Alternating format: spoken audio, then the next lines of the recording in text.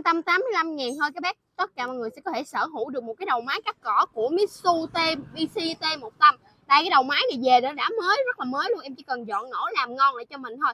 Cái này thì nó có cái tum nó dính liền nên các bác về là nó không có thể độ chế qua bình xịt thuốc được nha bác.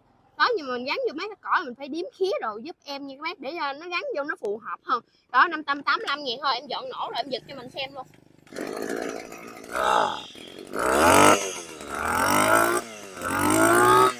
Đó, máy rất là mạnh luôn nha các bác. Mình xem coi mình có sử dụng được con này các bác liên hệ qua cho bên em. Cảm ơn các bác nhiều lắm.